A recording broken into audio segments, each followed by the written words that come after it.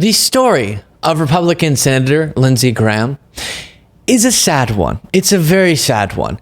And that sad story played out once again on Fox News, where Lindsey Graham appeared. And I'm going to show you this. What prompted this segment is a friend of the show, Aaron Rupar, posting a clip from this interview. And he captioned it just simply, "Lol, what?" W-U-T. And so it piqued my interest, and I watched the clip for myself. And indeed, lol, what is the correct reaction. And I genuinely, sort of because of the embarrassing nature of it and the absurdity of what you're about to hear, I found it funny almost. And I've told you all, sort of the way you have to push through the cringe is to laugh at things. And I think that's what we should do here, which is Lindsey Graham desperately, and I mean desperately, trying to get back in the good graces of Donald Trump. And I'll explain what got him out of the good graces of Donald Trump after we watch this clip. But here's Lindsey Graham trying to give credit to Trump for aid to Ukraine. Oh no. There's a loan component to it. This would not have passed without Donald Trump. I want to thank the House Speaker and Hakeem Jeffries working together in a bipartisan fashion. I'm going to really quickly pause your viewing of this video to ask you to subscribe to the YouTube channel. Just click that subscribe button plus the like button as well and the alert bell so you get notifications. Back to it. To give weapons to Ukraine to fight a fight that matters to us. And President Trump has created a loan component to this package. It gives us leverage down the road. So this idea. So as these negotiations were going on over aid, you know Trump, he was hard at work crafting a loan component to make it palatable to all of the members of the Republican Party.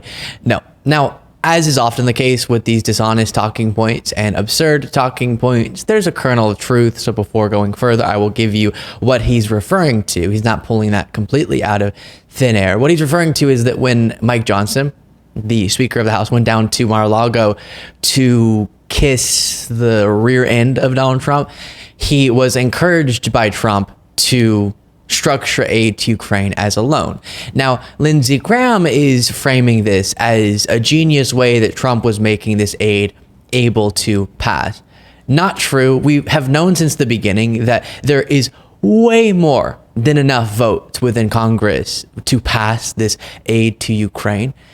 It was just the fact that Mike Johnson was afraid to bring it to a vote because of the small group of people who want to oust him over that. It wasn't like we needed a loan component to make it palatable to more members of Congress. And also the reason why Trump was saying that is because he wants it all to be a loan because he doesn't want to support Ukraine as much, as shown by, here's some reporting on this from Newsweek. Last month, Hungarian Prime Minister Viktor Orban said Trump will not give money to help Ukraine fight Russia if he's reelected after meeting with him. And what that's referring to is Prime Minister of Hungary, but as Trump has referred to him, Prime Minister of Turkey. Also, Trump has said that he's the Prime Minister of a country that borders on Russia. So very confused. But Prime Minister of Hungary, Viktor Orban, who is also authoritarian, so him and Trump get along, he traveled to Mar-a-Lago. And after this meeting, Orban revealed that Trump indeed has a plan to end Russia's invasion of Ukraine in 24 hours. It just so happens to include giving Putin everything that he could ever dream of. And that's what we've been suspecting for some time when he says, I could end this lickety split. But that's not exactly what people mean when they say they want peace. And so that's what Orban revealed, and that's what has further revealed Trump's own opposition to supporting Ukraine's defense of themselves. So him saying that, I guess if we have to give something, it should be a loan, and then this bill ending up being something that was the vast majority, 5/6 of it, was not structured as a loan, is very much not something you should credit to Donald Trump, as Lindsey Graham was trying to do there. But why is he acting like that then? Why is he being so desperate and embarrassing in sticking Trump into the conversation where he doesn't belong and trying to credit him when there's so many other people that should be credited and not him? Well, it's because Lindsey Graham understands MAGA does not like him, and they haven't liked him for some time. But they're especially upset with him now. And I'll give you the story of that. Then I'll show you an ad of Lindsey Graham and how contradictory he's been over the years about Trump and about Biden. I'll also show you him getting booed. But first, the most recent example of a falling out between Trump and Lindsey Graham came when Trump released that video specifying his stance on abortion rights. And in this video, as we talked about, he did a huge disservice to his campaign by reminding Americans that he is to blame for everything that's now happening across the country because of the overturning of Roe v. Wade and how many disastrous laws that enabled. And he got the justice onto the Supreme Court that made that happen. And so he did that. But also what upset the conservative part of his party is the fact that he didn't call for a national abortion ban. So Lindsey Graham came out, said, I disagree with Trump on this. Then Trump raged about Lindsey Graham on True Social, getting all the way to saying, as we've covered the specifics of in a past segment, getting all the way to saying he blames himself for Lindsey Graham and expressing regret in his past support for Lindsey Graham. So Trump immediately just threw Lindsey Graham in the garbage after all of the embarrassing moments we've seen where Lindsey Graham has begged Fox News audiences to donate to Trump with tears literally in his eyes, and still it's not enough for Trump. Any violation of loyalty to Trump gets you thrown under the bus and into the garbage can. So Lindsey Graham has a lot of work to do, I guess is what I'm saying, to get back into the good graces of Trump. But that doesn't necessarily get him beloved by Maga. And that's the political issue for him as a Republican senator from South Carolina, because MAGA makes up a huge portion of the base. Because even before this feud over abortion rights between Trump and Lindsey Graham, you saw moments like this from rallies in South Carolina. He's great. He's great. And he's my friend, too. Lindsey Graham, wherever you are. Lindsey, thank you. Oh, no. He helps me on the left. We need help sometimes. Republicans shouldn't need help on the left, but he helps me. Yeah, so MAGA hasn't liked Lindsey Graham for some time. By the way, just quickly, Trump saying that Lindsey Graham helps Trump with the left. What does that even mean? Find one person on the left who is someone who admires Lindsey Graham. I don't think that exists. But I once asked a Trump supporter at a rally in South Carolina, I think it was, yeah, it was in South Carolina, about this very subject, because she had walked out of the rally and people had booed Lindsey Graham at that very rally when he went on stage, and this Trump supporter explained her disdain for Lindsey Graham this way. But one of the notable parts was there was a certain senator that was booed, and almost off. Certain what now? Senator that was booed, almost booed off the stage. Ooh, which one was it? Lindsey Graham. Why don't you like Lindsey? Because he's a backstabber. How so? He's two-faced. I agree with that. Yeah, he's two-faced. He used to say he hated Trump, now he says he like him. But And now he likes him, now he doesn't. He hangs out with Biden, and so we just don't.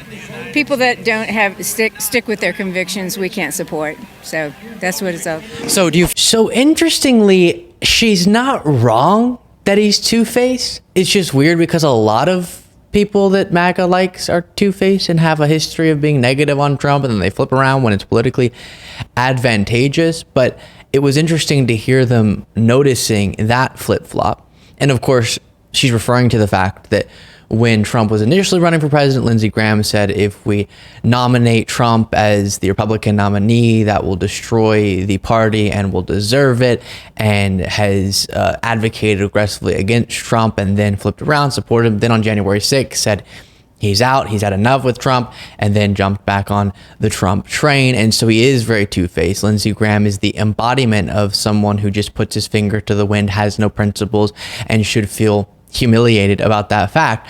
But here is an example of just how stark the change has been from what Lindsey Graham used to say about Trump and Biden and what he says now. I want to talk to the Trump supporters for a minute. What is Donald Trump's campaign about? He's a race-baiting, xenophobic, religious bigot. And you know how you make America great again? Tell Donald Trump to go to hell. If you can't admire Joe Biden as a person, then it's probably you got a problem. You need to do some self-evaluation, because what's not to like? He is as good a man as God ever created. He said some of the most incredibly heartfelt things that anybody could ever say to me. He's the nicest person I think I've ever met in politics. This is a defining moment in the future of the Republican Party. We have to reject this demagoguery, and if we don't reject Donald Trump, we've lost the moral authority, in my view, to govern this great nation.